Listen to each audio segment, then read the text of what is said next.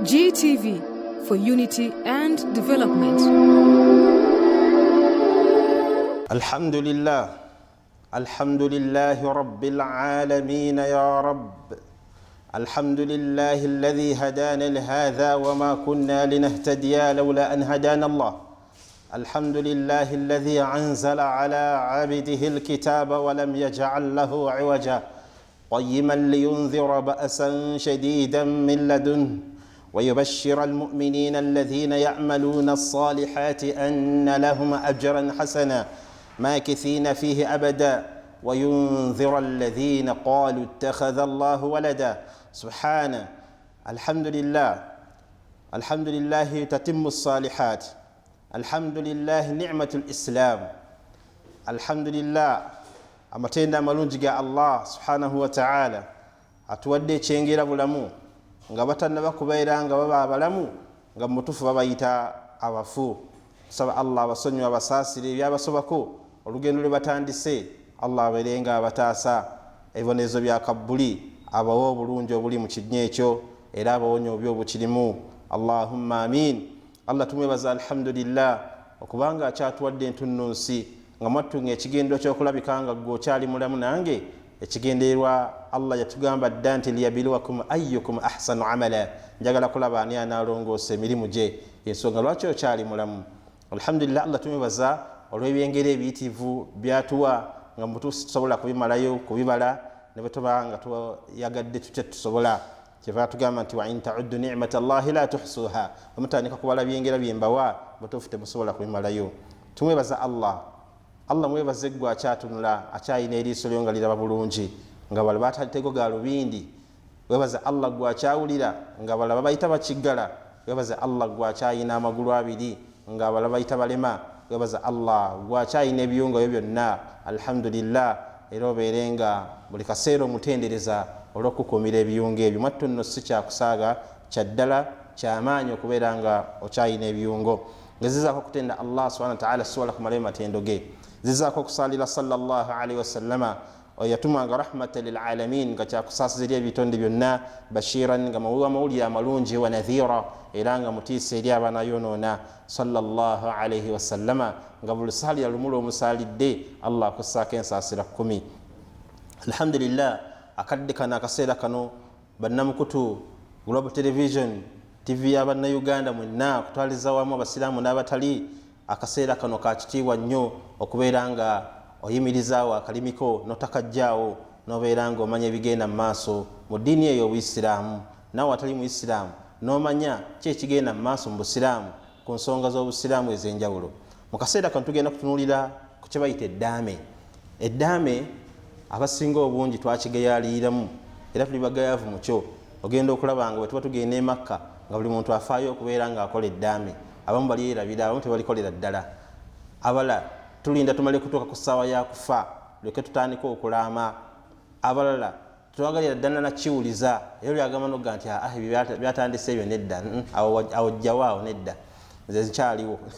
Ssebo tokyaliwo, nnyabo toliiwo. Ekikyakulimba ku ssa kokka kwe kukyakubuzaabuza okulowooza nti okyaliwo. Naye nze naawe tuli bagenzi olw'ekigambo kya Allah kye yagamba Nabi sallama nti Nabi sallama innaka mayyitun wa innahum mayyitun, nga Muhammad oli mufu ne banno bonna bafu. Era toyinza kuyita ku street yonna mu Makka oba mu Madiina n'osangayo omu ku bo nga bakyatambula. Kitegeeza ki ekyo? Nti nze naawe essaawa yonna tusitula, naye kyamakulu nnyo okubeerako obulaami bw'okoze obugenda okuyambako okulabika nga buyamba ku bantu abagenda okuba nga bakuddira mu bigere n'okulabika nga bateekateeka amafaago n'endi birala byonna. Lwaki tulaama? Ensonga yaku lwaki tulaama okuteeka etteeka ly'owekitiibwa Allah subhanahu wa ta'ala mu nkola nga bwe tugenda okutulira amateeka ago ag'ebitiibwa. Allah ng'atulagira okubeera nga tulaama. Ensonga lwaki tulaama okuteekateeka amafaa gaffe. Bangi nnyo bwe tuba nga tufudde batukubira emiranga mu mizikiti nga banoonya nti essanda, banoonya essanda ezaggayira, banoonya emmotoka enamutwala mu kumuziika, banoonya buli kimu banoonya kinoonye. Naye ng'abadde mu nsi gayiranga mu butuufu waali ategeera bulungi si mulalu, amagezi weegali, naye ng'ekigambo ky'okulama tekitwala nga kikulu. Lwaki ngamba gayira? Kubanga yasinga okubeera nga atajja kunyiiga nga tumwogeddeko abala muyinza okunyiiga naye gayira tajja kunyiiga nga bamwogeddeko. Saba Allah abeere nga amusaasira amuwa okutegeera ebigambo bino okubeera nga abiteeka mu nkola. Lwaki tulaama? Olw'ensonga nti munnange bw'oba ovudde mu bulamu bw'ensi eno abaana bo basigala awo ttayo.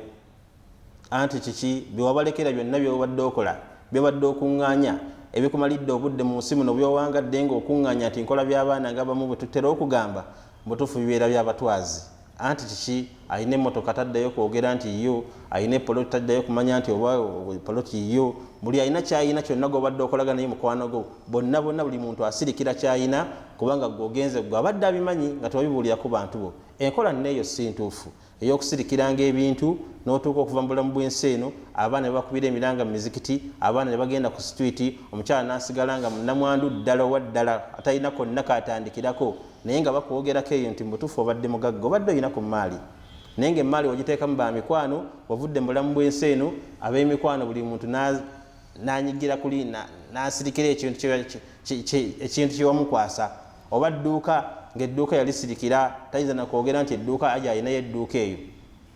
Fa inna lillahi wa inna ilaihi raji'un.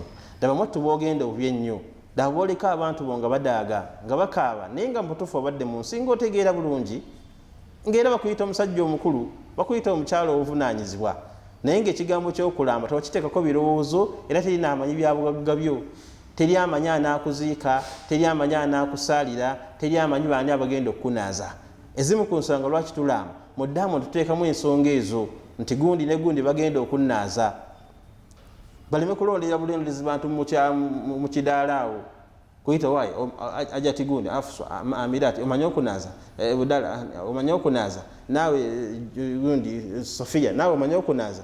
Abantu by'okulonderera abantu mu makubo oba ku mikolo nga bazze mu maziika go balonderere bulondezi abanaakunaaza nga mutuufu obadde mulamu ng'otegeera bulungi olina abantu b'omanyi nga bano gw'obulira n'ekiri ku kabina wano gw'osobola okubikkulira emmanju awo n'omugamba nti naye wano nga wandi bubi nkoze ntya.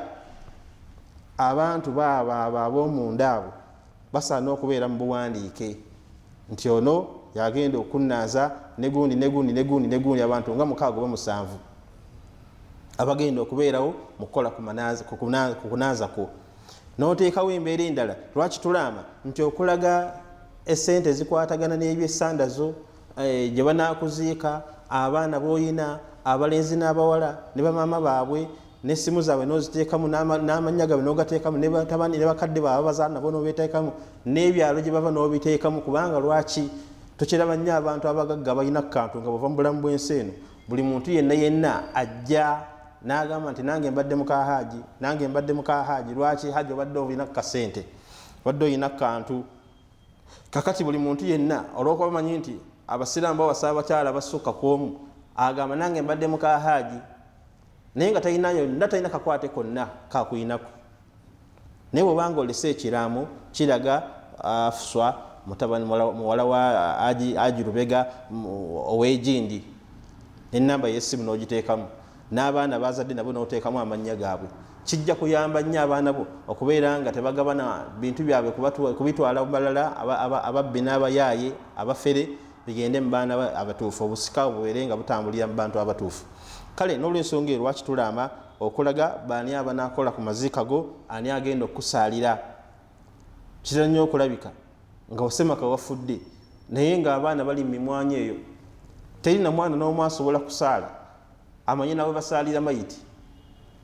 Abawala nga bali mu matooke bali mu kufumba mmere n'olaba abantu ng'abazze obuzifu abazze bakyereeta abazze mu kuziika ku maziika go nga ffe tuli mu layini yo agenda okusaalira naye nga batabani bo bonna nga abalala bali mu kuwaniza bannaabwe abazze, abalala bali mu kubafumbira mmere, abalala bali mu kuleeta nku kukima mazzi mu layini yo abanaakusaalira nga temuli n'omu.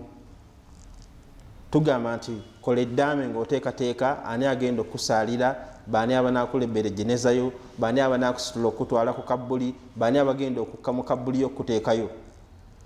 Mu ddaame omwo olage baani abagenda okubeera nga babeerawo ng'abakuza b'abaana bo okubalabirira, baani abagenda okubeera mu maali yo ng'omaze okuvaawo. Ekigendererwa mu kulaama kuno kuteekawo ebigenda okulaga nti ono abadde n'ebyobugagga ebikalu bye bino, abadde n'ebyobugagga ebitalabwako ebiri digito ng'ebyapa gundi pini code banka gundi akaunti za banka emigabo gye wagula mu bitongole ebyenjawulo, amamotoka, amayumba, amapoloti, ebintu ebyo biteekeddwa kuba mu buwandiike nga weebiri bitegeerekeka. naye gwe nova mu nsi ebintu byonna byonna teryabimanyi gye biri, mikwano gyo bokka biba bimanyi, nga mikwano gyo olunava mu nsi nga buli omu agenda kusirikira kyayina.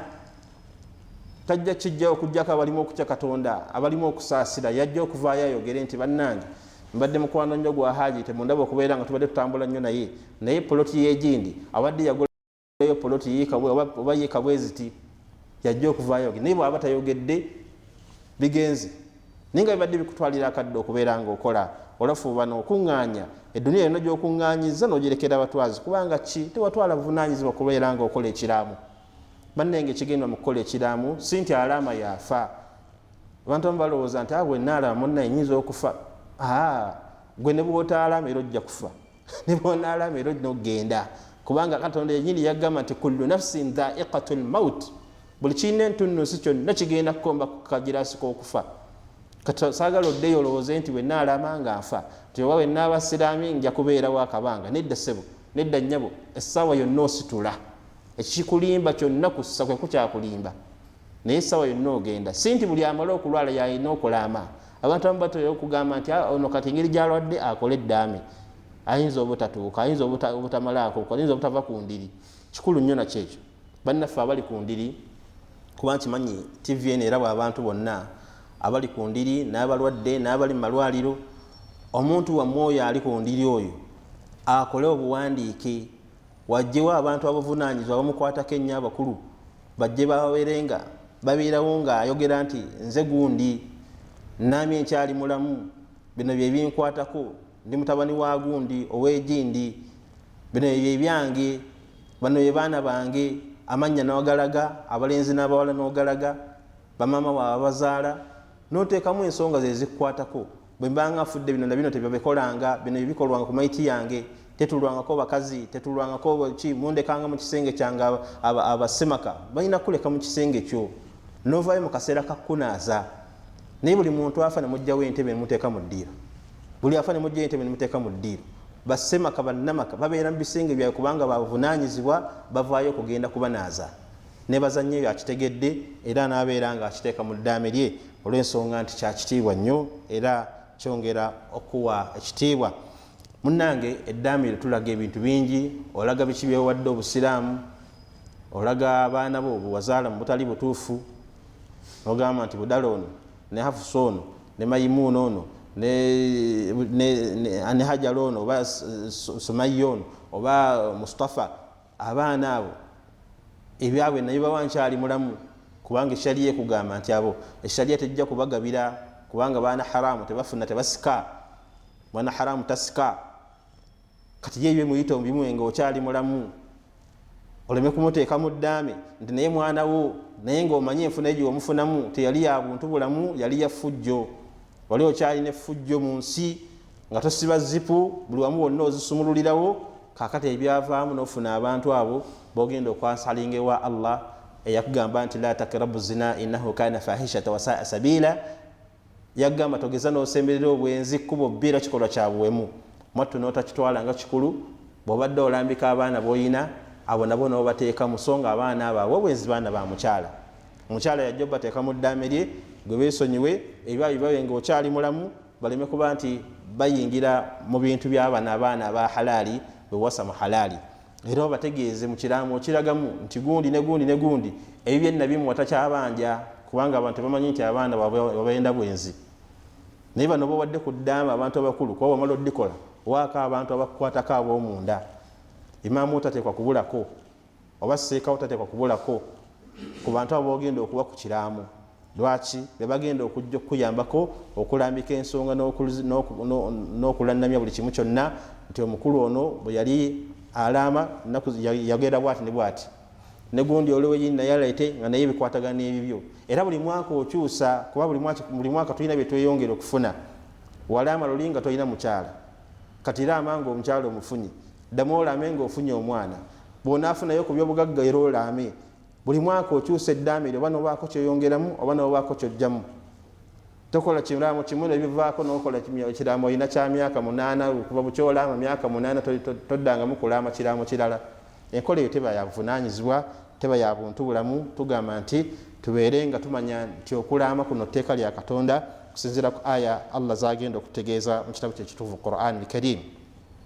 Nga tumaze okulambika ensonga ezo n'okulannamya obulungi bw'okulaama nti mbutuufu obeera seefu nnyo n'abaana bo baleka seefu bulungi n'ebintu by'obireka seefu bulungi, kubanga wali muteeketeeke, wali mulambulukufu mu bulamu bwo ng'okyasobola okutegeera ng'erossa ng'era ebintu by'obirambika bulungi.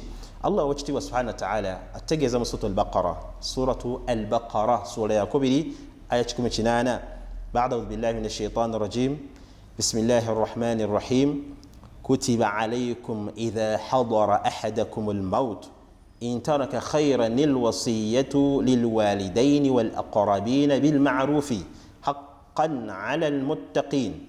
Muteekeri ekitiibwa sura ya 2 aya 18 Allah agambye nti kwalalikibwa kummwe tisinga okufa kusemberedde eri omu kummwe bw'abanga alese emmaali ateekwa okulaama ng'alaamira bazadde be bombi n'abooluganda olw'okumpi ng'abalaamira mu ngeri ennungi. Ekyo kikakafu kuba Katonda abakkiriza. Ebigambo bya wakitiibwa Allah subhanahu wa ta'ala yatugambye ebyo kikakafu kuba Katonda. Kitegeeza nti abatya Allah be bayinza okukola eddaame. Abatatya Allah tewewuunya obutalaama. Kitegeeza ttakuwa oba tolina.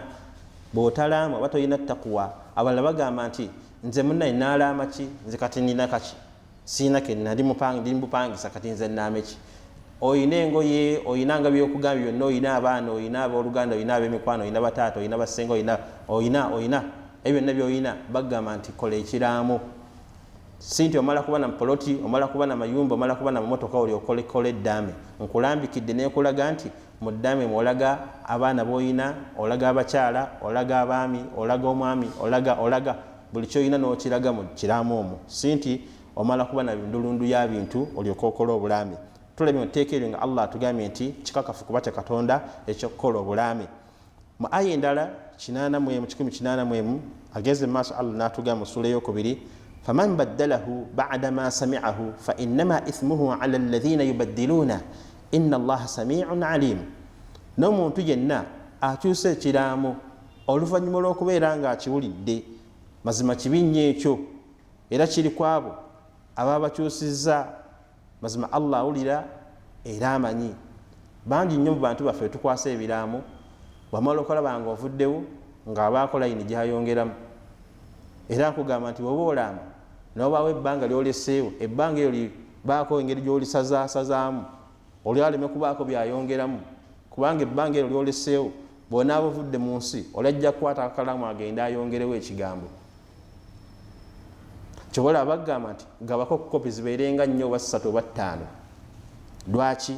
Kola security nti ono bw'anaaleeta nga alina byayongeddemu tamanya ani gwe oba kiraamu mulala, okujjako mpozi nga waliwo okirambika nti naye era toteekamu nti mpaddeko kopi gundi, wabula ggwe kopi zo zino ozigabira abantu bo, wali tolaga nti mpadde gundi ne gundi. Kati bw'anaakireeta nga alina byayongeddemu kijja kwawukana n'ekyabanne, bamanye nti ono mufere mukulupya, taliimu buntu bulamu, taliimu mazima. Kati Allah kyovudde olaba atugambye nti yamanya nti abantu bakulupya, abantu si balungi, bajja kukyusanga ebiraamo bya bannaabwe. Kyavudde agamba nti kibi nnyo فإنما إثمه على الذين يبدلون. Oyo aba akoze ezambi azizza ogwa naggomola akyusizza mu kiraamu, singa aba alina byayongeddemu obanga alina byajjeemu ajja kuba omusango ogwo guli ku ye. Allah ageze mu maaso n'agamba aya 92 sura y'emu Baqara, faman khafa min musin janafan aw ithman fa aslih bainahum fala ithma alayhi inna Allaha ghafurur rahim. N'omuntu aba atidde omulaami ono okwekubiira oba ekibi n'alongoosa akati waabwe abalaamiddwa etalina kibi kyabeera akoze, mazima Allah musonyi era musaasizi. Abamu situmanyi kulaama, ojja kulaama ng'ogabye ebintu byonna obigabye so nga emaali yaffe Allah subhanahu wa ta'ala yagigaba dda. Bw'osoma surata an-nisa essula eyokuna y'abakyala ne mu suratu al-maida ojja kulaba nga mulimu aya ezoogera ku kulaama nga Allah alaga engeri gye yabagabanya emaali nga bwe tujja okulaba. Naye osanga omuntu ng'alaamye nti mukyala wange oli kamyukira owakazigo mumanyi ow'ebiseera mu bulago oyo gwe mpadde poloti ey'egindi n'emmotoka yange ey'anabwete naye gwe njiwadde gwe nkiwadde. Kati ebintu ebyo byokola ebyokulaama n'ogaba ebintu eyo enkola eba nkyamu. Toteekeddwa kugaba bintu okuggyako okuwa ekimu ekyokusatu era nakyo n'okiraga mu kiraamu kuba Nabbi sallallahu alaihi wasallam yali osajja yajja n'abeera ng'alaama ng'agabye ebintu Nabbi n'amugamba nti okuleka abantu bo nga baaziirana nga bamulekwa bayagga tebalina ke balina olw'okuba gwe olina imaani emaali yonna ogigabidde obusiraamu abasese nga bagagga nga balina kantu yabeera asinga obulungi. Kale singa olaamye n'ogaba kimu kyakusatu qiyima gye baatuwa bw'obanga obadde oli mulaami n'okola eddaama lyo n'ogamba nti ekimu ekyokusatu ky'emaali yange nkiwaddeyo nga wakufu nkiwadde eri obusiraamu kikole eddiini, enkola yeebeera ntuufu.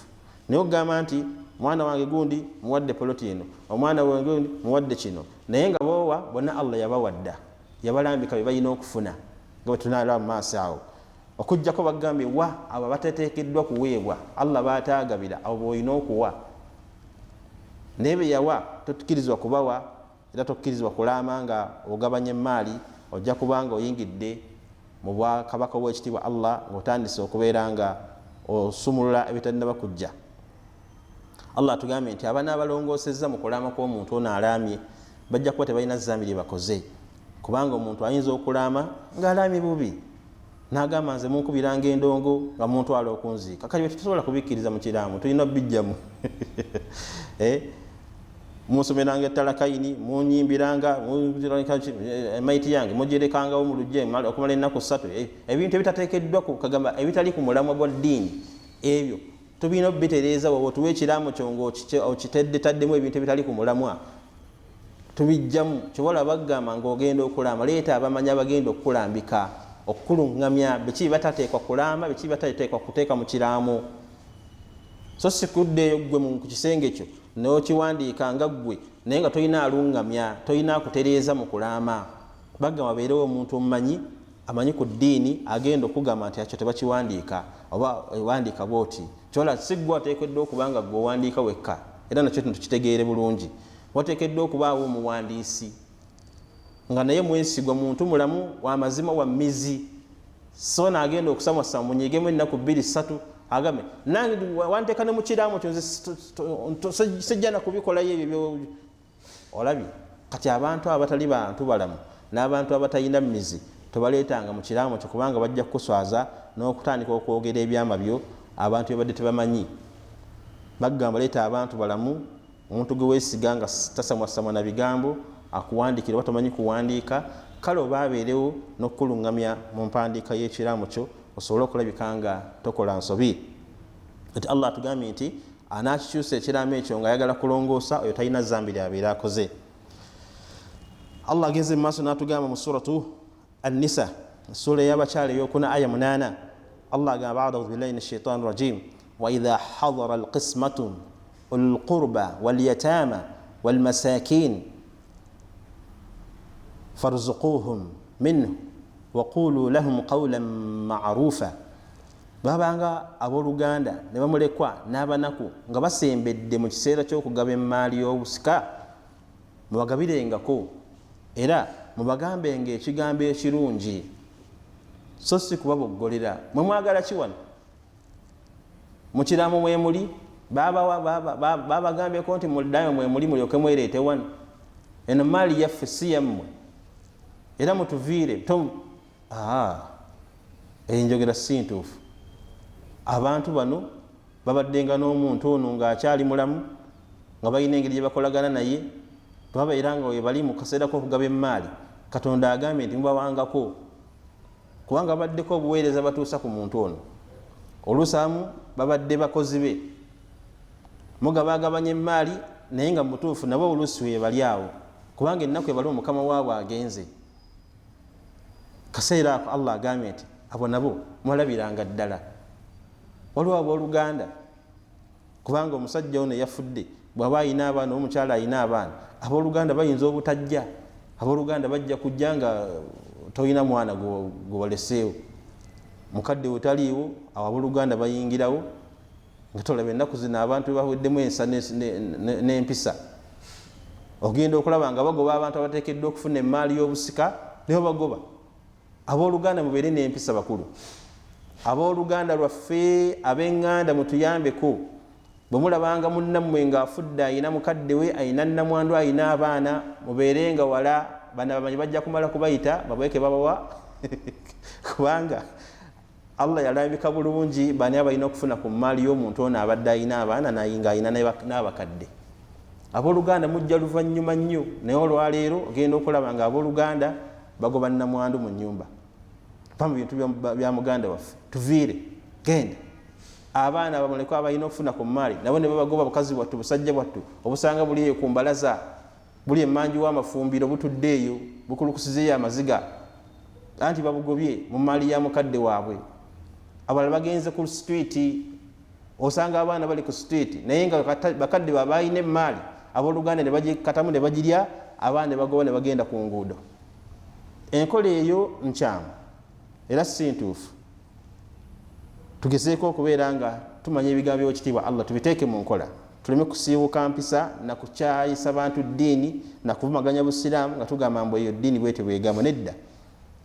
Allah agambye nti yabanga abooluganda ne bamulekwa n'abanaku. Oli abantu abo abooluganda bamulekwa n'abanaku nga basembedde mu kiseera ky'okugaba emmaali y'obusika, mubagabirengako era mubagambenga ebigambo ebirungi. Bannaye mutuule wano, bannaye mugira mugumiikirizaako, tokyalina bye tumaliriza. Bannaye mugumiikirize, bannaye mwogere nabo bulungi, temubagoba, temubakasukira, temubavuma, kubanga ebitera nnyo okulabika mu kaseera k'okugaba emmaali, embeera eyo etera okulabikawo. Tewala nti Allah subhanahu wa ta'ala yatuwa Qur'ani eno nga mulungamya wa buli nsonga yonna. Mu aya ey'omwenda sura ya 4 Allah ageze mu maaso n'atugamba nti وليخشى الذين لو تركوا من خلفهم ذرية ضعافا خافوا عليهم فليتقوا الله وليقولوا قولا سديدا. Bateekwa batye ababakuza okulyaza amanya bamulekwa era bafumiitirize, singa nabo baba balisa abaana abato amabujje emabega waabwe be bandibadde batiisa okuyisibwa obubi, kale batye Katonda era boogere ekigambo ekisinga okuba ekituufu. Tukiraba nti bwe twabadde tukola eddaame twataddemu abagenda okukuza abaana baffe. Kati oyo omukuza Katonda amugambye ateekwa ate Katonda era abeerenga talyazaamanya baana bano be bamulekedde okukuza. Bangi tubalaba abakuza ng'emmaali mwagigoba dda mu baana mugirya nga bw'ogamba nze mukuza waagigundi, nze mukuza waagigayira, nze gwe yalonda okukuza abaana be. N'otandika okukavula emmaali, ebibanja n'obitunda, zipoloti n'ozitunda, amamotoka n'ogatunda, amaduuka n'ogatunda, kikinze mukuza. Abaana bakuze batuuse emyaka gy'okubawa emmaali yaabwe batuludde, abamu bali myaka 4, abalala myaka 3, baava dda mu mulekwa. Omukuze akyalemedde emmaali era ogenda okulaba abantu baliyo, simanyi administrator general, emmaali eri eyo, bannanyiniyo baakula dda balina ogifuna ekyali eyo. Tubaga mubeere bantu balamu, beere abantu bategeera eddiini, muleme kutuswaza. Eddiini eno yalungamya buli kintu kyonna n'ekirambika bulungi. Gwe mukuza va mu bintu by'abaana, abaana baakula bawe emmaali yaabwe, yita abawalimu bajje bagigabanye, buli muntu bamuwe haqqi atambule. Naye abaana baakula dda, abamu bazadde ne bannaabwe, ogamba nze nkyali mukuza, nze nkuza abaana bagayira, nze nkyalimu, nze mukuza waabwe. Allah bagambye nti musaana mutye Katonda era nammwe mulowooze nnyo, tusinga nze ngenze nendeka butamali bwange buwala bwange nga buto, kubanga mulekwa mu sharia twagamba nti mulekwa yo atannaweza myaka 15. Mulekwa abantu abamu bakyewuunya nnyo. Olwo musanga tuludde ali myaka 6, nsebo nze ndi wano ndi mulekwa wagigayira. la hawla wala quwwata illa billah. Mulekwa mu sharia ye mwana omuto yafiirwako kitaawe nga tannaba kuweza myaka gya bukulu, omulenzi myaka 15, muwala nga tannazza mukono mabega, ekitogenda mu nsonga yayitibwa mulekwa mu sharia. Kakati mwe muli baana ba mugenzi mwakola dda ebyobulekwa tebikyabakwatako nnyo, naye ng'emmaali ye mulina gifuna. Kati kyabadde Allah subhanahu wa ta'ala akirambika bulungi nti abakuza bave mu maali yammwe era bagibawe kasita mubeera nga mukuze, era balagira babagezese n'obagezesa okulaba nga ddala mutuuse.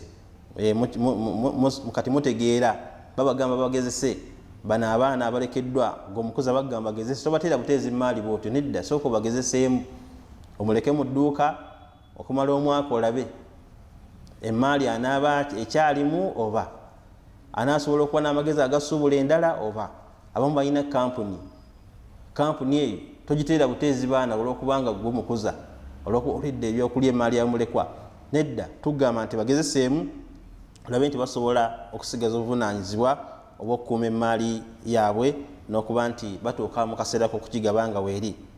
Allah kyavudde atugamba nti walikhsha alladhina law taraku min khalfihim dhurriyatan dhi'afa khafu alayhim falyattaqu llaha walyaqulu qawlan sadida. Atugambye Allah bateekwa batye abo abakuza okulyazaama ya mulekwa era bafumiitirize nnyo singa bo be balese amabujja ago ne gabeera nga gabaganyizibwa, era abaganye boogere nabo bulungi era boogere nabo ebigambo ebisinga okubeera ebituufu. Mu suratu Nisa essula ey'okuna aya 10 Allah subhanahu wa ta'ala atugamba nti innal ladhina ya'kuluna amwala al-yatama dhulman innama ya'kuluna fi butunihim nara wa sayaslawna sa'ira. Allahu akbar. Mazima abali emmaali y'abamulekwa mu bulyazaamaanya nga balyazaamaanyizza ddala abalya muliro balya muliro gwe bateeka mu mbuto zaabwe, era bagenda kwesogga muliro ogububuuka ogubumbujja. Wano olaba olya chipusi, olaba olya ennyama, olaba okavula essente, akamotoka okatunza oli mukulya wenna masha Allah onyiridde, naye ng'onyirira ku maali y'abamulekwa. Allah agambye nti muliro gwennyini gw'oteeka mu lubuto lwakuba togulaba mu reality, naye muliro gw'oteeka mu lubuto lwo enkomerero Allah agambye kusonseka mu muliro oguyitibwa sa'ir. Lwaki? Lwakubanga wadda ku maali y'abaana bamulekwa n'ogirya nga bw'ogamba nze mukuza, nga bw'ogamba nti kataata kaabwe kaafa zisaagala kumanya, baali babimanyi nti twabikola ffenna. Abamu bamaama balina embeera y'okubeera nga bakweka ebiraamu, balina embeera y'okukweka ebyapa. Bamaama mulina enkola y'okukweka ebyobugagga by'omusajja afudde, n'ogenda obitunda n'obirya. Tugamba olya muliro gw'oteeka mu lubuto, gwe wankubadde olaba onyirira, wagula amamotoka, wazimba mayumba, oli mamotoka weevuga, gw'olowooza oli bulungi. Allah agambye kusonseka muliro sa'ir. Ekyova kuno ng'ekyo kitegedde. Mulimu bataata abalungi, bataata mmwe abaali emmaali y'abaana bamulekwa ne mujjeza olw'okuba mukazi yafa n'ogikakkanako n'ogikweka n'ogirya. Muliro gw'oteeka mu lubuto tugamba ekyo beera ng'ekyo kitegeera nti akaseera mu biseera mu nnaku olunaku lugenda kukya, Mungu akutte nga tokoze tawuba nga n'emmaali yaabwe togizizza, bakulete qiyama ng'olubuto lukweya ku ttaka bagenda okukulabira. Kwa nabbi yatulaga bulungi sallallahu qiyama ng'etuusa abantu bagenda kuzuukira ku mbeera gye baafiirako.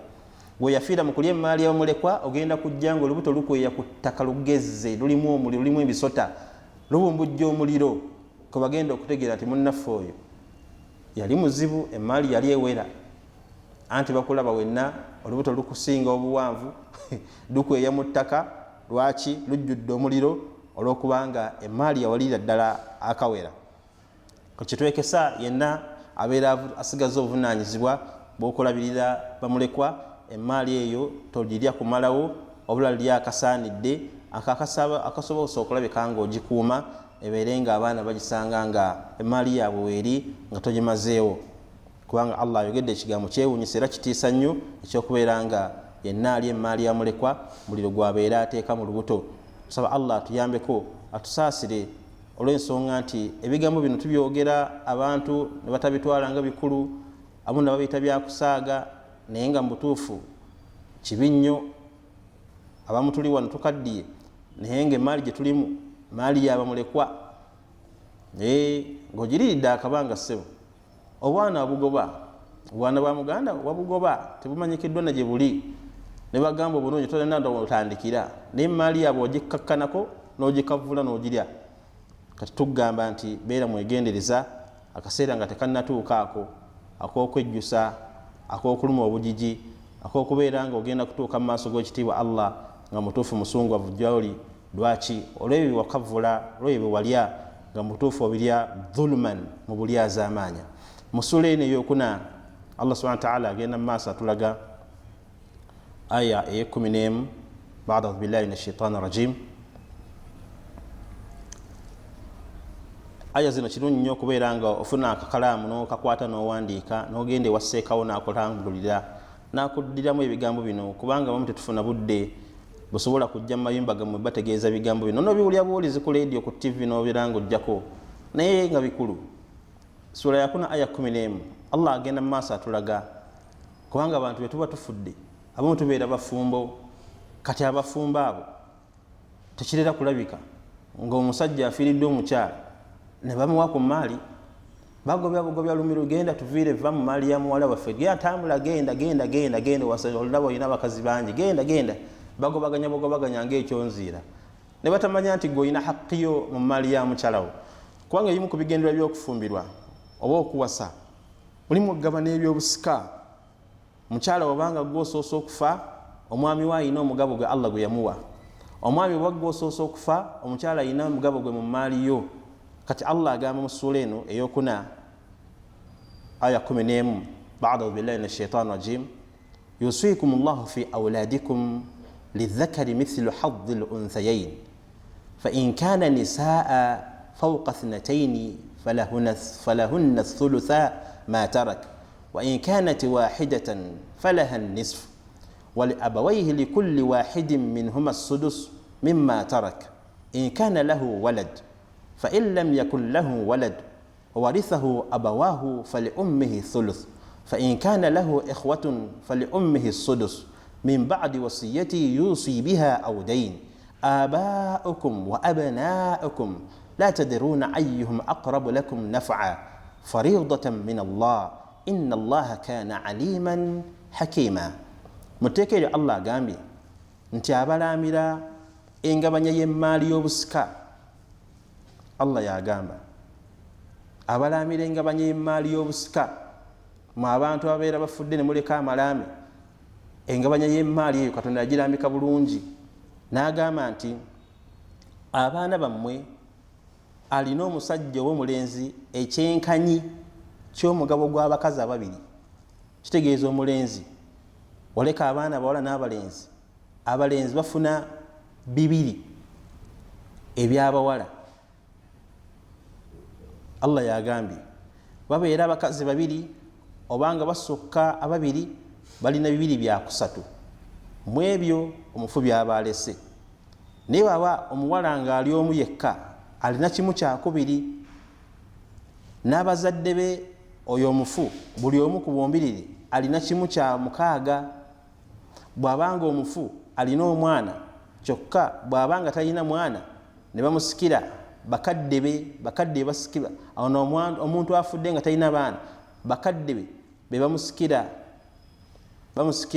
bakadde be oba abakadde abo balina ng'alina nnyina kimu kyakusatu mu maali ya mutabani oyo oba muwala oyo naye bw'abanga alina baganda be ne bannyina nnyina olwo alina kimu kya mukaaga oyo mulenzi yafudde talina baana naye alina maama alina abooluganda Katonda bw'ati bw'agabanya oluvannyuma lw'ebiraamo ebiraamibwa oba ebbanja okusasulibwa bagamba nga temunnaba kugabanya maali ya busika musooke muggyemu amabanja omufu ono gabadde abanjibwa oba musooke muggyemu byeyagaba bw'aba alina byeyagaba nga bwe twagambye nti gw'alaama osobola okuwa obusiraamu ekimu ekyokusatu mu maali yo ate nakyo nabbi yagamba nakyo kinene kati kyonna kyoba ogabyeko mu maali yo bana bagenda okugabanya emmaali balina kusooka kujjamu ebiwalaama ng'obigabye ne bajjamu n'amabanja agakubanjibwa then emmaali esigaddewo gye batandika okugabanya mu ngabanya eyo Allah subhanahu wa ta'ala gyesalawo okugabanya bakitammwe n'abaana bammwe temumanyi ani mu bo asinga okuba ow'omugaso oguli okumpi nammwe. Allah agambye nti eyo engereka eyava eri Katonda, ne Katonda mmanyi era mukakasa. Eyo aya etulambikidde bulungi engabanya y'emmaali y'obusika eri yenna abeera asazeewo okubeera nga amanya nti emmaali Allah yagigaba era yagigabanyagabanya dda obutagezaako kuwa bantu abo Allah baatulambikidde mu aya eyo. Mu aya eno ey'e12 Allah agenda mu maaso n'atugamba nti walakum nisfu ma tarak azwajukum in lam yakun lahunna walad fa in kana lahunna walad falakum ar-rubu' mimma tarakna min ba'di wasiyyati yusina biha aw dayn walahunna ar-rubu' mimma taraktum in lam yakun lakum walad fa in kana lakum waladun falahunna الثمن مما تركتم من بعد وصية توصين بها أو دين وإن كان رجل يورث كلالة أو امرأة وله أخ أو أخت فلكل واحد منهما السدس فإن كانوا أكثر من ذلك فهم شركاء في الثلث من بعد وصية يوصى بها أو دين غير مضار وصية من الله والله عليم حليم والله عليم حليم. muteekere Allah subhanahu wa ta'ala agezaako tulambikira abantu abalina okufuna ku maali y'obusika era agambye nti era mulina kimu kyakubiri mu ebyo byabalese abakyala bammwe, mulina kimu kyakubiri mu ebyo balese bakyala bammwe babanga tebalina baana oba abazzukulu naye babanga balina omwana mulina kimu kyakuna mu ebyo byabalese babba bammwe oluvannyuma lw'ebiraamu byebabalamye oba ebbanja okusasulibwa era balina kimu kyakuna mu ebyo bye muba mulese mu babba baabwe ategeeza abakyala bwe muba nga temulina mwana oba abazzukulu naye bwe muba n'omwana olwo balina kimu kya 8 abakyala abo mu maali yammwe muba n'abaana bakyala balina kimu kya 8 mu maali y'omwami we yafudde mu ebyo bye muba mulese oluvannyuma lw'okuggyako ebiraamu bye mulaamye oba ebbanja. bw'aba omusajja oba omukazi ow'okusikirwa talese baana oba abazzukulu wadde abazadde be kye tuyise alqaalaat kyokka ng'alina muganda we oba mwannyina munnabbeere baayonka kulimu naye nga taata waabwe si y'omu. kye bategeeza wano ng'omukyalo ono yajja n'omwana gwe tuyita munnabbeere nga omwana oyo oba omukyala wayonka ku mukyalo oyo omwana ono naye n'ayonka ku bbeere eryo kati bagamba gwe bayita munnabbeere ow'okumusikira alina buli omu ku bombiriri kimu kya 6 naye babeera nga bangi okusinga kwawo olwo nabo beegatta ne bafuna ku kimu kyokusatu oluvannyuma lw'ekiraamu ekiramiddwa oba ebbanja okuggibwako kitali kyakabi ku basika. Kino kye kiraamu ekyava eri Katonda ne Katonda amanyi era wakisa. Olabye Allah waatulambikira engeri gye tulina okubeera nga tulamamu n'okumanya engeri y'obusika gye bulina okutambulamu nabaani abalina okufuna ku maali nabaani abavaamu nabaani abajjamu bannaabwe. Eyo aya oba ogisomye bulungi n'ogitegereza egenda kuyambako obutadulunkanira obutajja kubeera nga okaayenera ebitali bibyo otateekeddwa okufunako. Kyavudde Allah amaliza aya eno ng'agamba tilka hududullah, ezo ensalosalo za Katonda.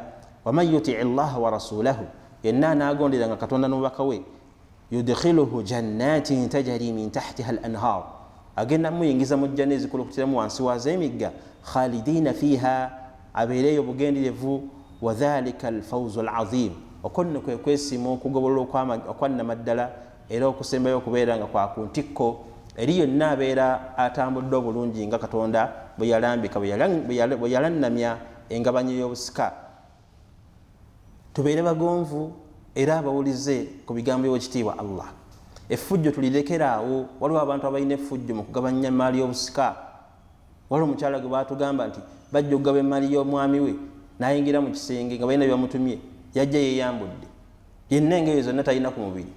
Kale mugabanya na bino mubigabe olwo ategeeza obwererimu nti nabo babugabe effujjo eryo bamaama mulirekeraawo. Katonda yalambika abantu abalina okufuna ku maali n'ebintu by'okuleeta lugezigezi ne muleekaanira abawalimu ne muboggolera abantu abazze okubayamba okulungamya ebintu by'omugenzi. Enkola eyo teba ntuufu. Allah agambye nti abanaabagonze ne mugondera Katonda n'omubaka we ne muleka entambula y'ekiraamo nga bwe kirina okutambula nga Allah bwe yagabanya emmaali eyo mu butuufu okugigabanya, abagambye nti abalaliseeko ababuuliddeko mugenda kufuna ejjana ezikulukutiramu wansi waazo emiga kubanga mwagondera Katonda ne muleka eddama etambula nga Katonda bwe yaliraama. Mwagondera Nabi Muhammad sallama ne muleka ebintu bitambule nga Allah byabirambika oba yabirungamya. Kati ayogera ku bana abafujjo mu aya 14 agamba Allah mu sura ya 4 ti wa man ya'si Allah wa rasula, yenna najemera Katonda n'omubaka we, wa yata'adda hududahu, nasalawo okubeera nga abukka ensalosalo Allah ziyateekawo zotayina kubuuka. Allah agamba nti yudkhiluhu naran khalidan fiha walahu adhabun muhin, tugenda muyingiza mu muliro. Okirabye nti gwe agezaako kukayanira ebyomugenzi, agezaako okwagala okugoba abaana, agezaako okubeera nga weyingiza mu bitali bibyo, n'okambula n'ova mu mbeera ne wejjako waya n'obuzaabuza ebyabagi n'obuzaabuza emmaali y'omufu. Allah agambye nti agenda kukuyingiza mu muliro obeereeyo bugenderevu na bugenderevu, si kuleka nti obeera oli butaala weeyagale. Muliro gwakulaganyisizza kiri gy'oli gwe abadde azannyira mu maali y'abanno, ng'olaba banno bafudde ng'ogenda oli azaamaanya abamulekwa, ogenda oyingira mu maali y'obusika. Katonda agambye akulaganyisiza muliro gy'ogenda okuwangalira akabanga akawanvu. Tusaba Katonda atuyambeko atusaasire tuleme kubeera mu bantu bafujjo, kubanga effujjo eryo terigasa era teriyamba. Mu hadithi Nabi Salma atugamba eva ku Abi Huraira radhiyallahu anhu yagamba Nabi sallama satemebere ku ye jitanibu sab'u al-mubiqat, muwala mazambi musanvu gano gazikiriza. Njagadde mu hadithi eno nina kyenjagaddemu ekikwatagana ne bamulekwa, olw'ensonga nti abantu bagenda ne bazanyirazanyira ku bamulekwa ne balowooza nti neddiini yabaleka bulesaawo teyaboogerako, n'ogobaganya bamulekwa n'obusuuli ebyawebweru, enjuma n'ogyezza n'ogitunda, amaka n'ogatunda, ettaka n'olitwala. Abaana bagenda ku street, abaana batandika kugenda ku mizikiti oba kubira miranga, naye nga golemedde mu maali yaabwe ogituddemu. Eryo nno munnange zambi mu mazambi amanene agazikiriza nannyini gakola, okusinziira nga aya zetulabye. Kati Nabbi sallama agamba ki? Nabbi agamba sallama nti ijtanibu sab'u al-mubiqat, muwala amazambi gano musanvu gazikiriza. Yamenyamu ashiriku billah, ogatta Katonda n'ekintu ekirala, asihir, eddogo, omuntu okubeera nga gwe oli mulozi oba oli mulogo. Kubanga bamubuuza nti ge galiwa ya Rasulallah, n'atandika okugamenya n'agamba nti nno ashiriku billah, ogatta ku Allah n'ekintu ekirala, wasihir, eddogo okubeera nga oli mulogo, wa qatli nafsi allati harrama Allahu illa bilhaqqi, n'okutta omuntu Allah gwe yaziiza okubeera nga afa. Kwa abantu abamu bamala okulaba nga ebyobugagga bigenda kubafuukira ensonga, basalawo okutta bamulekwa n'abawa obutwa oba n'abaloga ne basiriwala n'abenga emmaali agezza. Abamu battira ddala bannaabwe olw'eyobusika, abaana ne batta bannaabwe, tayagala afune ku maali n'asalawo n'amutta, oba abaana ne batta omaama. Abantu balina effujjo mu nsi muno. Oluusi abooluganda ne batta omukazi namwandu, oba oluusi ne batta omusajja eyasigaddewo ng'emaali balaba alemeddeko ayagala naye afune ku maali ya mukyala we, ne basalawo bamutte. Kati abantu abattira olutali lwa mazima, buli wotta omuntu oyo nga omusse mu bulyazaamaanya, obeera ozizza ogwa naggomola. Kyobola nti Allah akireese, Nabbi sallama akireese mu hadithi ti n'okutta omuntu oyo atalina nsonga yonna, naye ng'alangiddwa bwemage, bamuttidde bwereere. Nga bantu betwalabye abassa omukazi n'omusajja ne babatta, ate bamala ne batandika okuleeta emmotoka batikke ebyobugagga by'ente ze bazitwale. Bamaze okubatta baleese emmotoka batikke mente nazo bazitwale, ettaka nolyo balitutte. Kati embeera efaanagana bw'etyo, omuntu yenna yeetaba mu kutta omuntu ng'amuttirwa bwemage talina nsonga yonna, eryo zambi mu mazambi amanene. nabi sallama achogeddeko mu hadithi wano tuqatilu nafsi allati harrama Allah illa bilhaqqi kitegeeza nti waliwo abattirwa olw'amazima abattirwa olw'amazima yo yasse munne eshaliyo egamba naye bamutte lwaki bamuleka ku nsi nga alya butaala nga assa abantu era temulaba kubeera nga amateeka agafugibwa eno ewaffe amateeka geego g'abantu kubeera nga bayogenda mu maaso nakukola fujjo mu nsi naye singa abantu bategeera amateeka ga Katonda gano bakateeka mu nkola ye tebagambye musiramuke naye muteeka amateeka ga Katonda mu nkola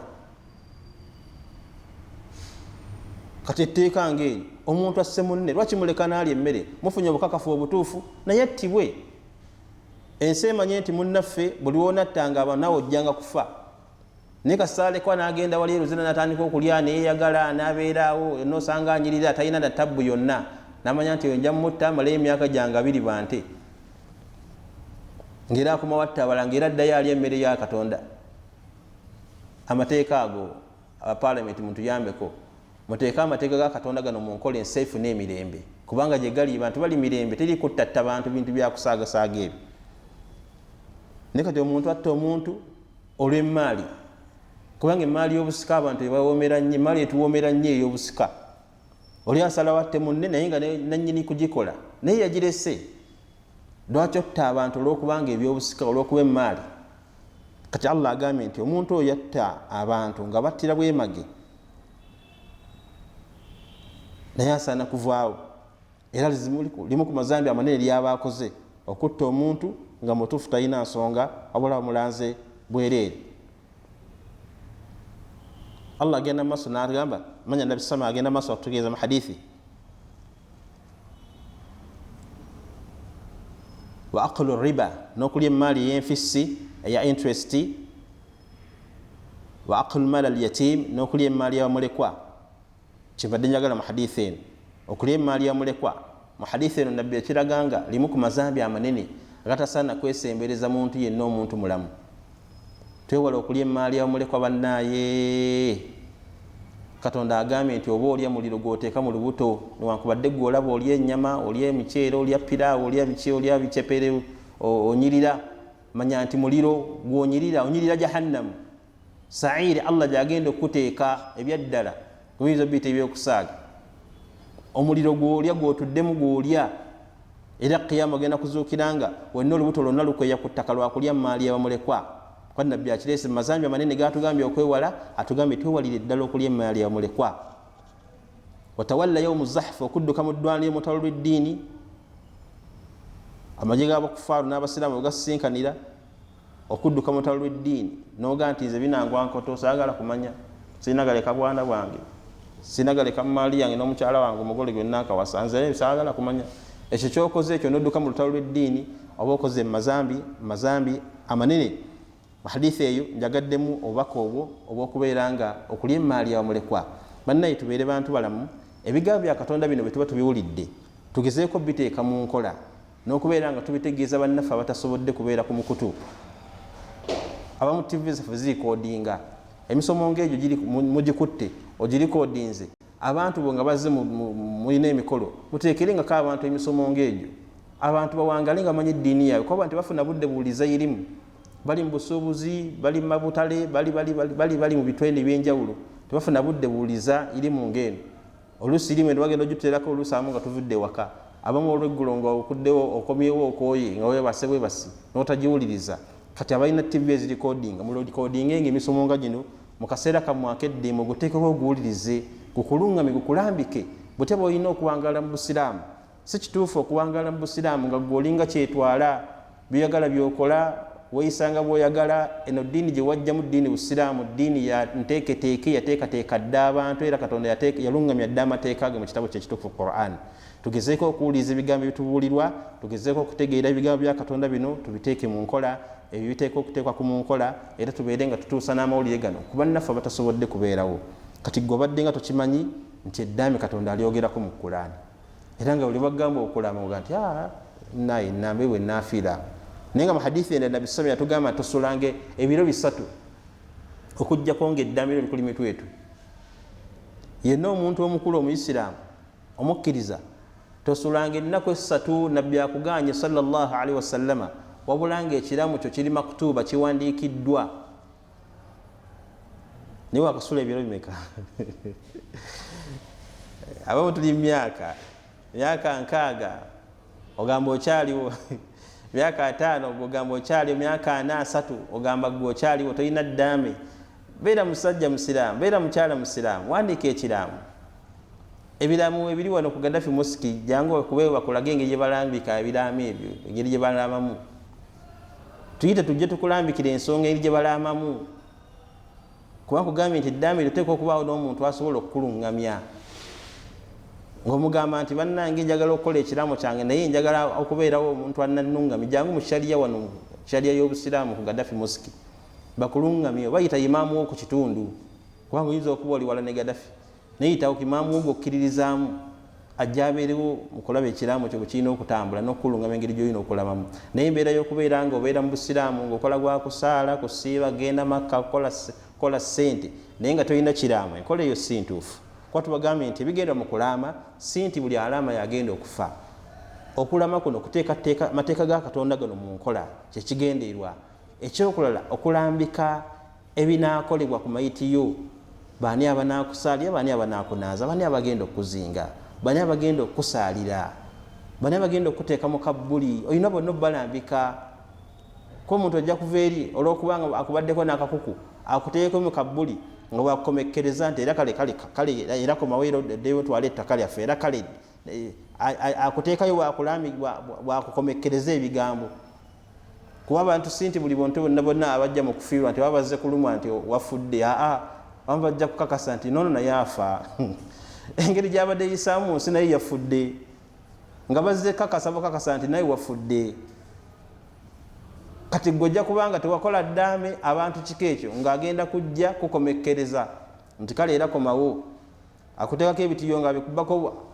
abikugundako obugunzi nti era komawo okole effujjo wano obadde otumanyiiramanyiira era komawo kasowolaba nti bagamba nti abagenda okukka mu kabbuli olina kubanga obalambika mu kiraamu abagenda okukola ogw'okukunaaza balina kubanga balambike abantu abasinga obungi tetumanyi kunaaza mayiti ffe twateekawo eddalasa wano buli wa Sande kulambika abantu baffe bamanye ebyokukola Sande essaawa nnyo eddalasa eba etandise ku Gaddafi Mosque bimu ku bisomo gye tusomesa kuyigiriza abantu butebe banaaza omufu kumanya baani abanaazibwa na baani abatanaazibwa era na baani abalina okunaaza kati wate wakola munnaye ekiraamu bagenda kulondera abantu mu kidaala awo babalonderonda awo tebalina kye bamanyi ng'omu ku bantu abakulu eyo mu byalo eyo imaamu waffe agendayo agenda owerekera omuntu oyafudde bagenda okumuziika baleeta eyalinga eyise imaamu agenda okunaaza omusajja yavudde e Kampala yafudde bamusanga akutta akadomola afukira bufukirizi mayiti ayira buyizi mayiti bwe yamala okugiyiira agamba bano abali mu kasenge obanaaliza nti okunaaza kuwedde olw'okuba imaamu yaliwo n'agamba naye musajja mukulu bwoti bulijjo bwonaaza abafu babanno awedde tuzinga awedde naye bagenda kuzinga bakutwale n'obukyafu bakutwale nga tonaabye nga tovuddeeko obukyafu kubanga tebakolawo bulambika nti bannange gundi ne gundi Gayira Rashidi Mustafa abe babeeranga mu kunnaaza era babeerangawo kubanga mbalabi balina obukugu basobola okutwala mu maaso omulimu guno ogw'okunnaaza tubeeyanziza bannaaye bonna abalaba omukutu guno ogw'ekitiibwa tusaba Katonda abasaasire abakumire ebiyungo byammwe nga biramu atukubire baganda baffe bano Barashidi ne banne bonna kampuni yonna nga bweri etuusa amaloboozi gano n'ebifaananyi bino gye muli Katonda abawe omukisa abatwale Makka ne Madiina era amalire ebyetaago byabwe tusaba Katonda asaasire abantu bonna abakola ku TV eno abawa amaanyi mu byenfuna abawa amaanyi mu magezi era abakuumire ebiyungo byabwe basobole okubeera nga batuusaako ebigambo eby'ekitiibwa bino tusaba Katonda asaasire bakadde baffe bonna abafuuka ensonga okuteekawo olutimbe luno abeere nga akola ku nsonga zaabwe era amalire ebizibu byabalongoseze ebinnya mu kaseera k'okubeera nga abatutte tusaba tusinkanye mu Jannah Firdausi wa barakallahu fiikum wa jazakumullahu khair subhanaka allahumma bihamdika ashhadu an la ilaha illa anta nastaghfiruka wa natubu ilaik fassalamu alaykum wa rahmatullahi wa barakatuh. Alhamdulillah wassalatu wassalamu ala rasulillah salawatullahi wassalamuhu alayhi. Aya yaffe y'olunaku egenda kubeera nga ekwata ku bantu abali emmaali y'abasika emmaali y'abamulekwa Allah subhanahu wa ta'ala tegeeza mu sura yokuna suratu nisa aya 10 ba'da a'udhu billahi minash shaitani rajim innal ladhina ya'kuluna amwala al-yatama dhulman innama ya'kuluna fi butunihim nara wa sayaslawna sa'ira. Subhanallah, Allah agambi mazima bali mali abamulekwa mu bulyaza amaanyi ddala babalya muliro, omuliro gwe bateeka mu mbuto zaabwe era bagenda kwesogga omuliro gw'obubuuka ogubumbujja. Tubeekesa bannaye buli enayina emaali yamulekwa gy'olimu munnange gizzeeyo, oba bakuze oba emaali yaabwe tugitabiikiriza nobeera nga ogattamu etali ntuufu n'ogigatta mu yiyo ng'aba mukadde yafa n'aleka ente enzungu n'ogattamu obuteewo obuganda era osobola okugenda ng'oli emaali yamulekwa.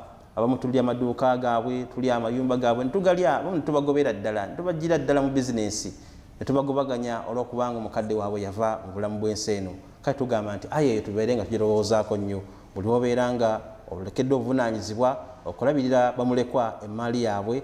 Obusiraamu bugamba lyako akatono akakusobozesa okulabika nti olabirira, so si kubutalyaira ddala wabula olyako akatono, so si kulya kumalawo, kubanga bw'onaalya n'omalawo manya nti muliro gw'oteeka mu lubuto newankubadde olaba olya pira, olya nnyama, olya chipusi muliro gw'oteeka mu jahannam, ogwoteeka mu lubuto lwo. Tusaba Katonda abeere nga atusaasira era atukuumire obulamu obulungi, atuyambeko mu kaseera kw'amafaa gaffe, atuwe enkomerero ennungi n'enfa ennungi. وصلى اللهم على محمد وعلى آله وصحبه وسلم تسليما كثيرا والحمد لله رب العالمين. والسلام عليكم ورحمة الله وبركاته.